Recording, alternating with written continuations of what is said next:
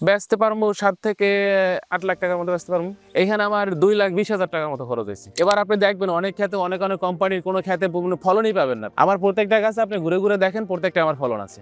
আমার নাম হচ্ছে মিঠু হাওলাদার, আর আমি হচ্ছি কলাগাছিয়ার বাসিন্দা। কৃষি কাজে আমি জড়িত প্রায় 7-8 বছর পর্যন্ত। যে এক বছর আমি এই দড়িবাহার চরে তরমুজ দিছিলাম, তখন অন্য কোম্পানির বীজ নিয়ে অনেক বড় একটা লস খাইছিলাম আমি। তপন কুমার দাস, উনি আমার বড় ভাই, তখন উনি আমার পরামর্শ দিয়েছে যে তুমি আমার ছোট ভাই, তুমি এই এয়ার মালিক সিডের বীজ তুমি নিয়ে রোপণ করো, তুমি দেখবা যে কখনোই তুমি লস খাবে না। তো ওনার পরামর্শে তারপর আমি এইখান থেকে এই এয়ার মালিক সিডের বীজ রোপণ করা শুরু করছি। এই কোম্পানির আস্তাটাই আমি প্রথম ব্যবহার করছি, তারপরে গ্রেড 60 ছিল সেটাও ব্যবহার করছি, ড্রাগন বিউটি সেটাও ব্যবহার করছি। সবগুলোই ফলন মোটামুটি ভালো। তো আমার কাছে আস্তাটা সবচেয়ে বেশি ভালো লাগে।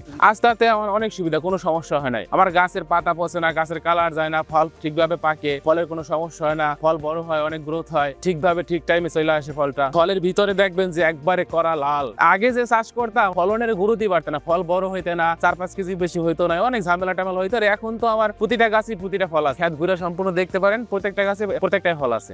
যে আস্তা তরমুজ বা আস্তা বীজে কখনো কৃষক মারে না, কখনোই। এটাই আমি বীজ বলেন মনে করেন 3 মাস লাগে না আমার, বুঝছেন? 3 মাসের আগে আমি ফলন দেখতে পাইছি। এটা মানে টোটালি একবার সম্পূর্ণ খেত বিক্রি করা যায় 4 মাসে, এর বেশি লাগে না, 4 মাসের আগেই বিক্রি করা যায় এটা। আমার এইখানে প্রতিটি তরমুজের গড় ওজন আছে মনে করেন 9 থেকে 10 কেজি। এবার আপনি দেখবেন অনেক ক্ষেতে অনেক কোম্পানির কোনো ক্ষেতে কোনো ফলনই পাবেন না। আমার প্রত্যেকটা গাছে আপনি ঘুরে ঘুরে দেখেন, প্রত্যেকটা আমার ফলন আছে।